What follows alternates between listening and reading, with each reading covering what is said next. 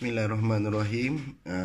Bagi memenuhi keperluan pembelajaran bagi kursus GMGM 2023 pengurusan sumber manusia, di mana kumpulan kami yang dianggotai oleh saya sendiri, Ruslan bin Razali, saudara Ezlan bin Tarmizi, saudara Muhammad Ilmu Nail bin Johari, dan saudara Raja Muhammad Nazaruddin bin Arjasan telah memilih tajuk isu kenaikan pangkat dan gaji dan produktiviti organisasi. Untuk pengenalan isu sumber manusia, isu yang diketengahkan, di mana isu kenaikan pangkat dan gaji, punca masalahnya turun produktiviti organisasi. Okey, di sini tidak kira apapun sektor organisasi, faktor yang menentukan kejayaan bagi sesebuah organisasi adalah pekerja yang tekun, produktif dan boleh dipercayai.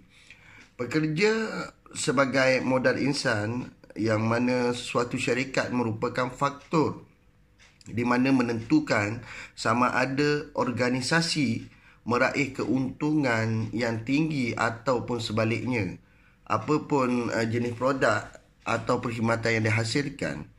Okey, di mana produktiviti firma kita terjamin sekiranya tenaga kerja memberi tumpuan penuh kepada tugas, yang di mana pengamalan sumber manusia yang baik serta kaki tangan yang produktif, di mana melibatkan satu faktor bukan kuantitatif, tapi itulah yang membangkitkan semangat dan kemahuan untuk kita bekerja dengan lebih bersungguh-sungguh.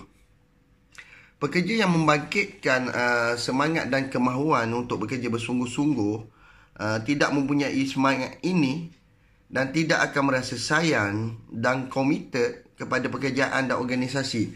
Okey, jika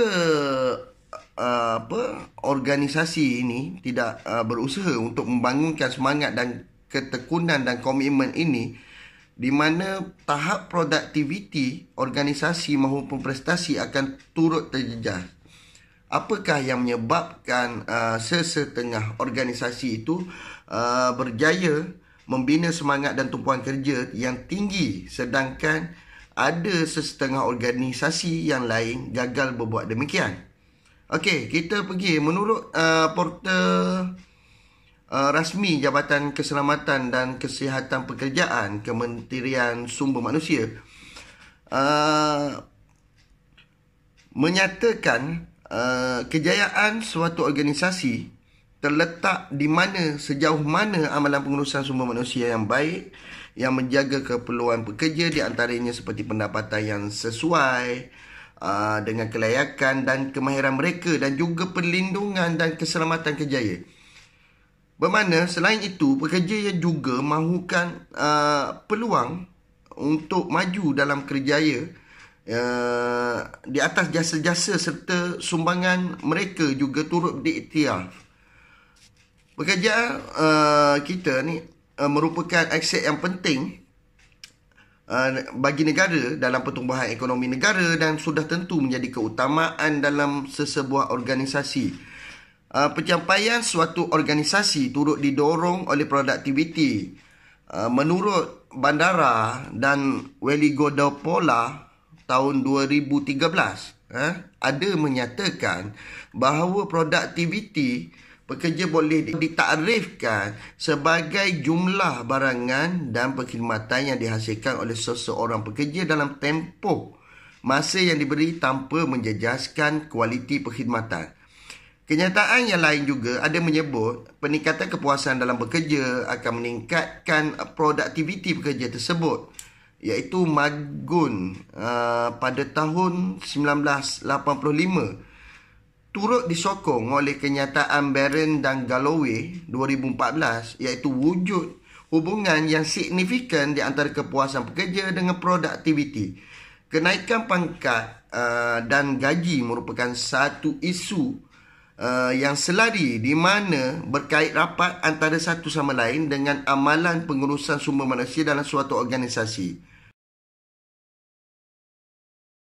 Okey, berita-berita seperti yang kita ketahui atau kenyataan serta ulasan pengurus sumber manusia di suatu organisasi atau profesional yang melalui kritikan mengenai isu-isu bagi masalah ini terpampang, dan kita mudah lihat di kenyataan akhbar di Mutakhir ni. Memetik satu daripada kenyataan akhbar berita harian online bertarikh 9 September 2020, di mana Kesatuan Sekerja Kaki Tangan Awam QPEX membuat kenyataan bahawa mereka akan membuat pertemuan dengan Perdana Menteri Malaysia bagi membincangkan isu kenaikan pangkat dan gaji bagi penjawat awam. Rentetan daripada kenyataan akhbar ini jelas menunjukkan bahawa isu kenaikan pangkat dan gaji ini merupakan satu isu yang patut diketengahkan berkait rapat dengan amalan pengurusan sumber manusia, di mana di dalam sektor organisasi kerajaan maupun organisasi swasta. Okey, isu kenaikan pangkat dan gaji ini penting, tidak boleh dipandang sepi kerana kemungkinan akan memungkinkan kemusnahan terhadap aktiviti pekerja dan prestasi organisasi itu sendiri jika gagal diuruskan dengan baik dan sempurna. Okey, kenaikan pangkat dan gaji adalah dambaan setiap pekerja. Mustahil setiap pekerja tidak memasang angan-angan untuk naik pangkat dan gaji.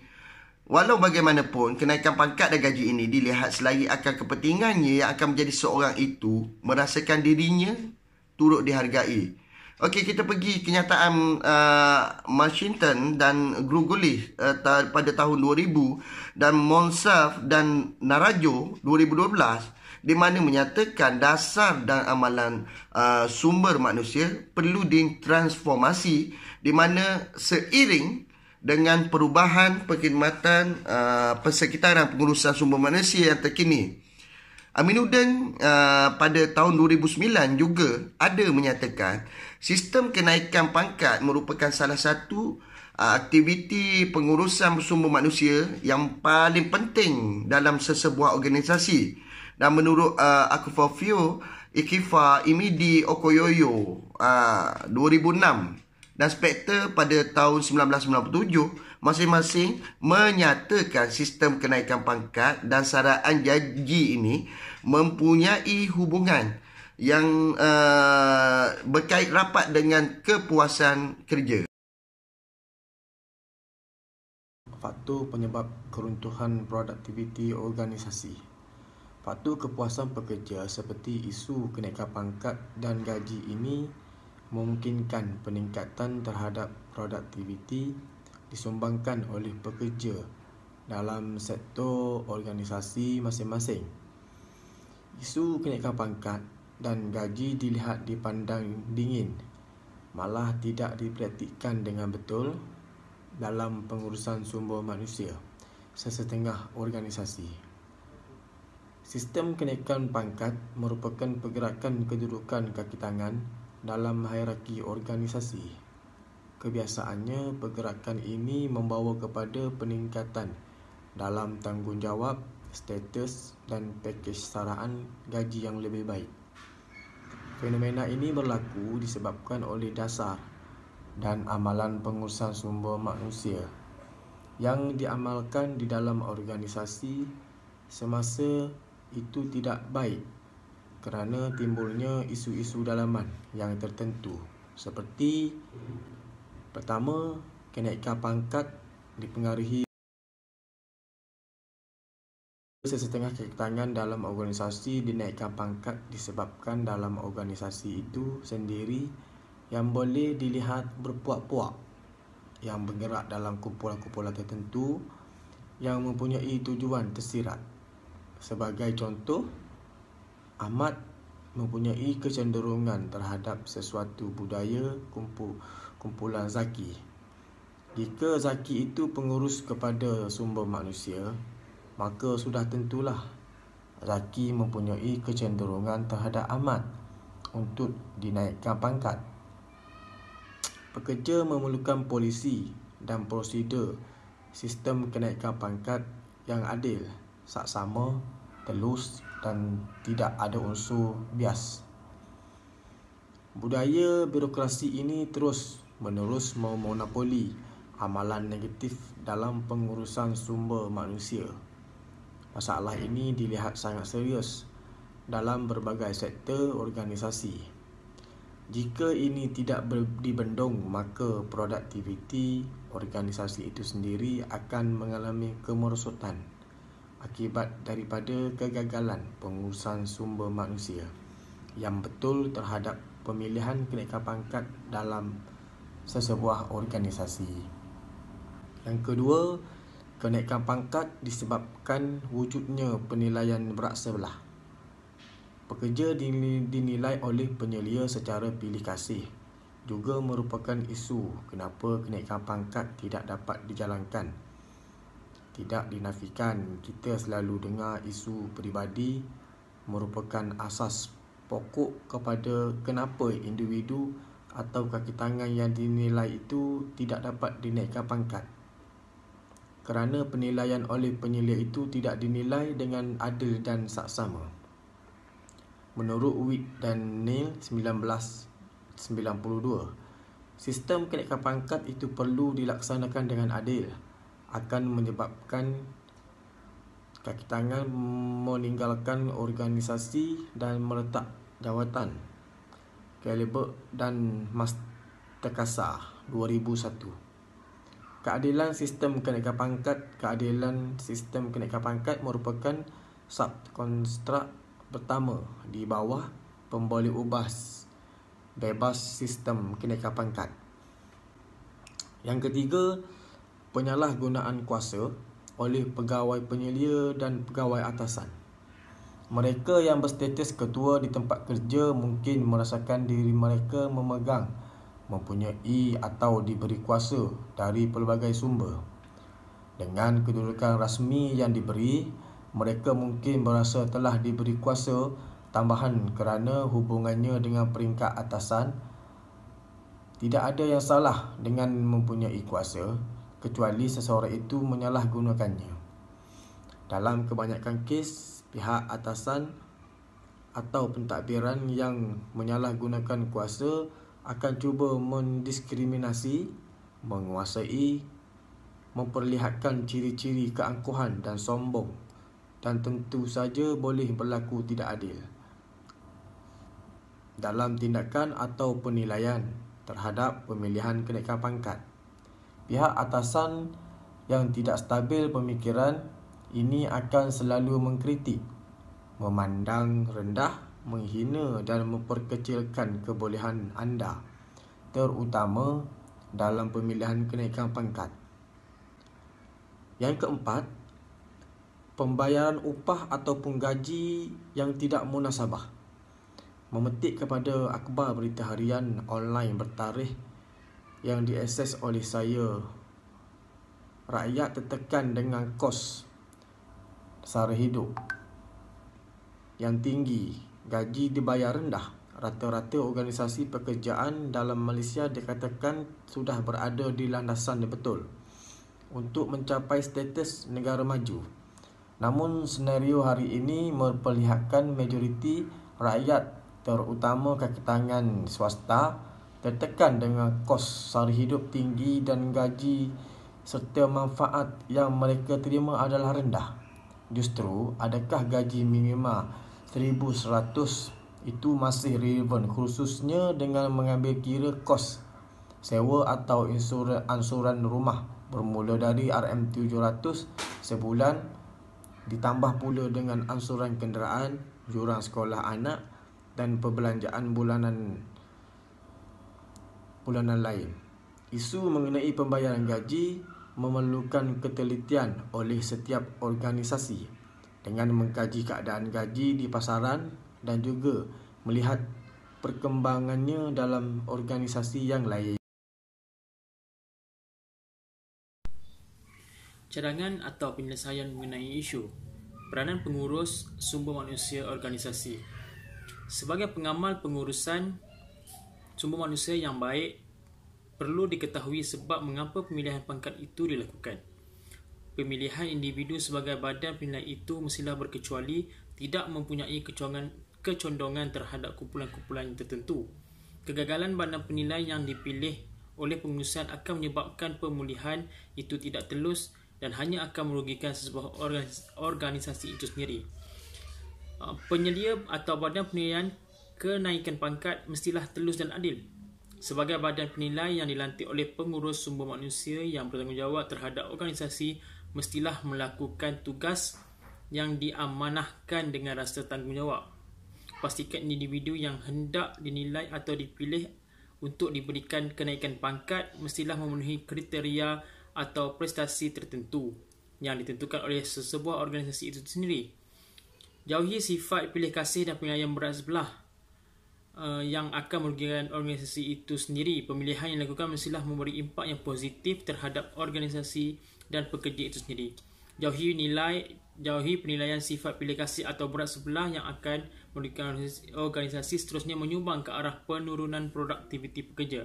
Pekerja memerlukan dorongan yang akan menjadikan mereka menjurus ke arah yang lebih baik. Ini bermakna pekerja amat mengharapkan pergerakan mereka jawatan ke tahap yang lebih tinggi di masa hadapan. Calebert dan Mastercasa menyatakan bahawa kesan sistem kenaikan pangkat yang tidak adil akan menyebabkan komitmen untuk terus bekerja di dalam organisasi akan menurun. Produktiviti pekerja akan menurun jika masih lagi berkhidmat dalam organisasi yang sama. Di antara pendapat yang lain, Heery dan Nun 2001 merujuk kepada teori pertukaran sosial. Didapati kaki tangan cenderung untuk membandingkan kenaikan pangkat di kalangan mereka di dalam organisasi. Perbandingan yang biasanya dibandingkan termasuklah kelayakan akademik dan kekananan yang semasa kaki tangan. Perbandingan ini juga dilakukan oleh kaki tangan terhadap rakan-rakan mereka di luar organisasi. Satu hasil kajian yang diperolehi oleh Bernard Williamson dan Bartol 2009 terhadap graduan dari Mid-Atlantic University, didapati kaki tangan yang telah diambil sebelum dan selepas diambil bekerja menyatakan bahawa selagi pelaksanaan sistem dan polisi kenaikan pangkat itu adil, kaki tangan berkemungkinan akan kekal berkhidmat di dalam organisasi tersebut walaupun majikan tidak mampu untuk menyediakan bayaran saraan kepada mereka yang dengan gaji yang tinggi. Oleh yang demikian, terdapat hubungan yang signifikasi di antara keadilan sistem kenaikan pangkat dan kepuasan kerja. Pembayaran gaji atau upah yang sesuai. Pengurus sumber manusia yang baik hendaklah menilai beberapa kriteria dan sumbangan tertentu terhadap isu pembayaran gaji atau upah pekerja, seperti mendedahkan bagaimana pembayaran gaji atau upah itu dibayar atau mahu dinaikkan dengan munasabah. Harus diingati kepada pengurus organisasi bahawa saraan gaji atau upah yang dibayar mestilah berdaya saing. Kerana jika tidak, organisasi akan sukar mendapatkan produktiviti pekerja pada tahap yang maksimum. Untuk memastikan organisasi mampu memberikan gaji dengan adil dan tepat sesuai dengan kehendak organisasi itu sendiri, beberapa perkara atau kaedah yang perlu wujud dalam penilaian pengurus gaji. Sebagai contoh, yang pertama, penguraian kerja yang aktif. Huraian kerja menjadi sangat penting kerana daripadanya kita membentuk spesifikasi kerja dan piawai kerja. Spesifikasi kerja adalah dokumen yang menyatakan keperluan sesuatu tugas, seperti kemahiran, tanggungjawab dan lain-lain. Piawai kerja pula menentukan kadar yang perlu dihasilkan oleh seseorang pekerja. Itu seterusnya akan menjadi pengukur prestasi pekerja. Kedua, penilaian kerja. Penilaian kerja ialah satu proses ketentuan nilai relatif antara jawatan di dalam organisasi. Penilaian kerja bertujuan untuk menentukan nilai relatif jawatan. Melaluinya, kita dapat menentukan jawatan atau tugas yang lebih penting bagi sebuah organisasi. Dari sini kita dapat gambaran jawatan manakah antara jabatan-jabatan yang ada dalam organisasi yang harus diberikan gaji yang lebih tinggi atau rendah. Yang ketiga, penilaian pekerja bertujuan menentukan nilai relatif antara pekerja. Mengenal pasti kelompok tugas. Kelompok tugas merupakan himpunan kerja-kerja yang mempunyai persamaan dari segi kelayakan, latihan dan pendidikan yang membolehkan seseorang bertugas dari satu jawatan kepada satu jawatan yang lain dalam satu kelompok tugas. Yang keempat, penilaian prestasi. Untuk membolehkan pembayaran gaji yang setimpal dengan sumbangan pekerja, maka perlulah dilakukan penilaian prestasi pekerja. Yang kelima, penyelarasan gaji. Penyelarasan gaji merupakan usaha pengurusan sumber manusia mengkaji keadaan gaji di pasaran dengan melihat perkembangannya dalam organisasi yang lain.